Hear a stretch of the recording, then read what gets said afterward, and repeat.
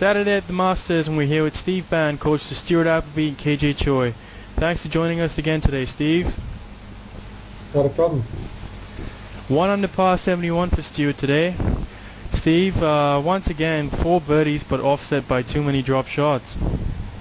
Yeah, look, we're 13 birdies and 13 bogeys this week, so it's it's really just a matter of eliminating the bogeys, and a couple of them were quite soft today, which sounds like a bit of a harsh criticism, but they were bogeys from good positions, so you just can't do that.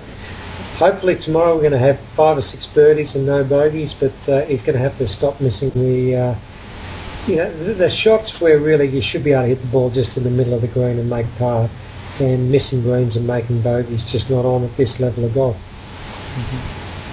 Now, was the course set up much more difficult today than the first couple of days? The pins were, but we had a violent storm last night. There was tornadoes in the area, a lot of heavy rain, so even though they have the ability to vacuum the moisture out of the greens here, the greens were very receptive today because there was a lot of heavy rain last night. Bit of a disappointing day for Geoff Ogilvy, falling back to -2 with a +1 round of 73 today. Just didn't seem to get anything going. Anything in particular he's struggling with?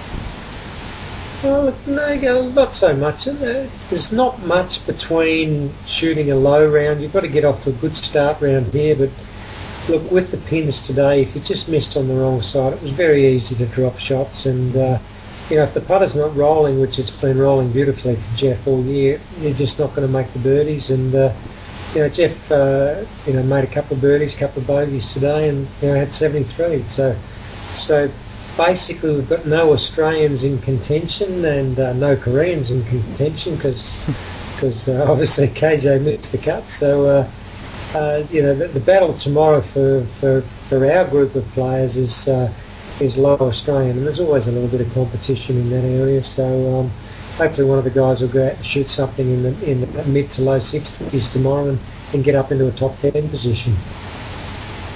Steve, you mentioned you guys have been working hard on Stuart's putting. He's been better than the field average this week. How would you rate his putting? Stuart rates his putting the best it's been this year, the best it's felt this year, which is, from my point of view as a golf coach, that's just great news. I mean, he has made a lot of 5, 6, 7 footers for pars this week, and look, he's putting well. He had about a 5 footer for par on the last today, and he never lifted his eyes until the ball went in the hole, and that's a sign of somebody who's very confident with their stroke and the outcome before it actually happens. I mean, he's been coming up a little early and moving on, and a little bit anxious about a lot of his putting this year, and this putt he just got over and he took the putter back and he let it go through. The ball was in the hole before he even looked up, which is a great sign. He's very happy with his putting, and I know we're going to have some good results this year. Steve, one definite positive for Stuart from today has to be birdieing the 12th, which has been his nemesis. Any other positives you'd like for him to focus on? I didn't hear it yesterday because I was out on the golf course, but when Stuart was playing the 12th yesterday, they mentioned the 2 records that he's got at Augusta, and one of them is he's the most over par on the 12th hole at 33 over or something ridiculous like that. But they also followed up that he also holds the record for the most holes at Augusta without a bogey, which is 50 holes, and he broke Ben Hogan's long-standing record a few years ago. So today he birdied the 12th hole today, so I think he's back to 32 over now, which is good. So if he can play for another 40 years and break Gary Player's record, we might be back to even. Now, as you mentioned earlier in the week, Stuart's recently started working with Dr. Gio Valiante, a well-known sports psychologist out on tour. Have you noticed any changes in his game as a result? And as far as limiting errors, which has been a problem this week, do you think it's more mental than technical? Well, the main thing, Gio, they've been working for nearly a year since the US Open last year, where Stuart led after 2 rounds and had a very disappointing 3rd round.